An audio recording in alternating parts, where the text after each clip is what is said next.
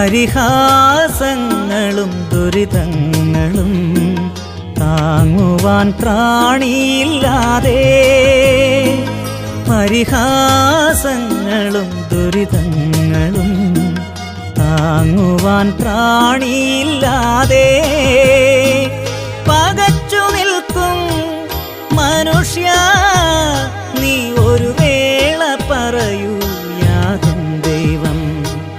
പകച്ചു നിൽക്കും മനുഷ്യ, നീ ഒരു വേള പറയൂ യാതും ദൈവം. ദൈവവചന ചിന്തകൾ കേൾക്കുന്ന എല്ലാ മാന്യ ശ്രോതാക്കൾക്കും ക്രിസ്തീയ വന്ദനം. സദൃശവാക്യങ്ങളുടെ പുസ്തകം 7-ാം അധ്യായം 10-ാം വാക്യം നാം വായിക്കുമ്പോൾ അവിടെ ഓർമ്മപ്പെടുത്തുന്നത് ഹൃദയത്തിൽ ഉപായം നിറച്ചു വച്ചിരിക്കുന്ന മനുഷ്യരുടെ ജീവിതത്തെക്കുറിച്ച് ഓർമ്മപ്പെടുത്തുകയാണ്. ഈ ലോകത്തിലേക്ക് നാം ഒന്ന് കണ്ണോടിച്ചു നോക്കുകയാണെങ്കിൽ ചതിയും വഞ്ചനയും ഉപായങ്ങളും പ്രയോഗിക്കുന്ന ധാരാളം ആളുകളെ കാണുവാനായിട്ട് കഴിയുന്നുണ്ട്. അവരുടെ പ്രവൃത്തിക്കനുസരിച്ചുള്ള പ്രതിഫലങ്ങളും ജീവിതാനുഭവങ്ങളും അവരനുഭവിക്കുന്നതും നമുക്ക് കാണുവാനായിട്ട് സാധിച്ചിട്ടുണ്ട്. വിശുദ്ധ ബൈബിൾ പരിശോധിച്ച് നോക്കുമ്പോഴും ഈ കാര്യങ്ങൾ തന്നെ കാണുവാനായിട്ട് കഴിയുകയാണ്. 21-ാം സങ്കീർത്തനത്തിൻ്റെ 11-ാം വാക്യത്തിൽ അവർ എനിക്ക് വിരോധമായി ദോഷം വിചാരിച്ചു, തങ്ങളാൽ സാധിക്കാത്ത ഒരു ഉപായം നിരൂപിച്ചു എന്ന് ഓർമ്മപ്പെടുത്തുകയാണ്. ഭക്തന്മാർക്ക് വിരോധമായി, വീണ്ടെടുക്കപ്പെട്ട ദൈവജനത്തിന് വിരോധമായി ഉപായം നിരൂപിക്കുകയും അവരുടെ തകർച്ച കാണുവാൻ ആഗ്രഹിക്കുകയും ചെയ്യുന്ന ഒരുപറ്റം മനുഷ്യർ ഈ ലോകത്തുണ്ട് എന്നുള്ളതാണ്.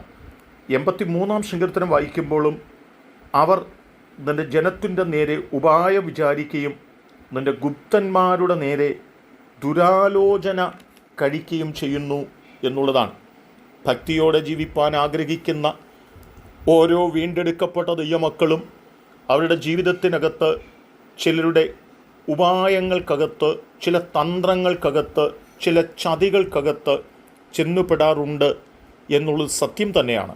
എന്നാൽ നീതിമാനായ ദൈവം അവരെ വിടുവിക്കുകയും അവരെ സഹായിക്കുകയും ചെയ്തിട്ടുള്ളതും ചരിത്രത്തിൻ്റെ ഏടുകളിൽ രേഖപ്പെടുത്തപ്പെട്ടിട്ടുണ്ട്.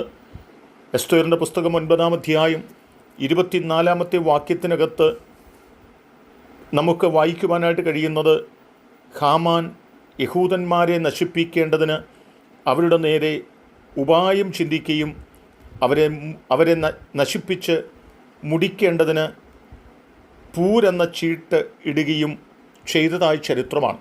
ഇവിടെ ഹാമാൻ്റെ ഒറ്റ ആഗ്രഹം ദൈവത്തിൻ്റെ ജനമാകുന്ന ഇസ്രായേൽ മക്കളെ, യഹൂദ ജനത്തെ ഇല്ലായ്മ ചെയ്യണമെന്നുള്ള ആ വലിയ ആഗ്രഹത്തോടുകൂടി അവർക്ക് വിരോധമായി ഉപായം നിരൂപിക്കുകയും ആ തലത്തിൽ കൂട്ടുകെട്ടുകൾ ഉണ്ടാക്കി അവർക്ക് വിരോധമായി രേഖകൾ ചമയ്ക്കുകയും ഒക്കെ ചെയ്തതായ ചരിത്രങ്ങൾ നമുക്ക് കാണുവാനായിട്ട് സാധിക്കുന്നുണ്ട്.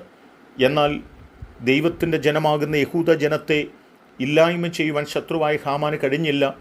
തൻ്റെ ഉപായത്തിൽ താൻ തന്നെ പിടിക്കപ്പെട്ടു പോവുകയും തനിക്ക് ഒരു വലിയ നാശം സംഭവിക്കുകയും ചെയ്യുകയാണ് ഉണ്ടായതെന്നുള്ളതും ചരിത്രം നമ്മെ ഓർമ്മപ്പെടുത്തുക തന്നെയാണ്. ദാനിയേൽ പ്രവാചകൻ്റെ പുസ്തകം 11-ാമത്തെ അധ്യായത്തിലേക്ക് നാം കടന്നു വരുമ്പോഴും അതിൻ്റെ 24-25 വാക്യങ്ങൾ നാം വായിക്കുമ്പോൾ ദുഷ്ടത പ്രവർത്തിക്കുന്ന, ചതി പ്രവർത്തിക്കുന്ന, ഉപായം നിരൂപിക്കുന്ന ആളുകളുടെ മുമ്പിൽ ഭക്തന്മാരനുഭവിക്കേണ്ടി വന്നതായ നൊമ്പരപ്പെടുത്തുന്ന അനുഭവങ്ങൾ എണ്ണമിട്ടോർമ്മപ്പെടുത്തുന്നതുപോലെ ആ ദൈവവചന ഭാഗത്തും നമുക്ക് കാണുവാനായിട്ട് സാധിക്കുന്നുണ്ട്. ഈ ദൈവവചന ഭാഗങ്ങളൊക്കെ നമ്മെ ഓർമ്മപ്പെടുത്തുന്നത് ഹൃദയത്തിൻ്റെ അകത്തളത്തിൽ ഉപായം ചതിയും വെച്ചുകൊണ്ട് നമ്മുടെ അരികത്തേക്ക് കടന്നു വരുന്ന, നമ്മുടെ നാശവും നമ്മുടെ തിന്മയും നമ്മുടെ വീഴ്ചയും ആഗ്രഹിക്കുന്ന നിരവധി വ്യക്തികളുണ്ടെന്നും അവരുടെ ചതികൾക്കകത്ത് നാം അകപ്പെട്ടു പോകാതെ നമ്മെ സൂക്ഷിക്കുന്നൊരു ദൈവമുണ്ടെന്നും നമ്മെ ഓർപ്പിക്കുക തന്നെയാണ്. എന്നെ കേൾക്കുന്ന പ്രിയപ്പെട്ടവരെ, ഉപായത്താൽ നേട്ടങ്ങൾ ഉണ്ടാക്കാമെന്ന് നാം വിചാരിക്കുന്നുവെങ്കിൽ അത് ചതിയാണ്. അത് വലിയ വീഴ്ചയ്ക്കും തകർച്ചയ്ക്കും കാരണമാകുമെന്നും നമ്മെ ഓർപ്പിക്കുകയാണ്. നമ്മൾ ഉപായത്താൽ ചതിക്കപ്പെട്ടു പോകാതിരിക്കേണ്ടതിന് സൂക്ഷ്മതയുള്ളവരായി നമ്മുടെ ജീവിതം മുൻപോട്ട് കഴിക്കണമെന്നുകൂടി നമ്മെ ഓർമ്മപ്പെടുത്തുന്നുണ്ട്. ആ തലത്തിൽ വളരെ ശ്രദ്ധാലുക്കളായി ജീവിപ്പാനായിട്ട്, ഉപായങ്ങളിൽ കുടുങ്ങിപ്പോകാതെ ജീവിപ്പാനായിട്ട് നമ്മെ സമർപ്പിക്കാം. അതിന് ദൈവം നമ്മെ സഹായിക്കട്ടെ. കരുണയുള്ള ദൈവമേ, ഞങ്ങൾ ചിലരുടെ ഉപായങ്ങൾക്കകത്ത് ചതിക്കപ്പെട്ടു പോകാൻ, വഞ്ചിക്കപ്പെട്ടു പോകാൻ ഇടയാകാതെ ദൈവത്തിൽ ആശ്രയം വെച്ച് ഞങ്ങളുടെ ജീവിതം മുൻപോട്ട് കഴിപ്പാനായിട്ട് ഞങ്ങളെ സഹായിക്കണമേ. അങ്ങയുടെ വലിയ സാന്നിധ്യത്വം കൊണ്ട് ഞങ്ങളെ നിറയ്ക്കണം. യേശു കർത്താവിൻ നാമത്തിൽ തന്നെ ആമേൻ.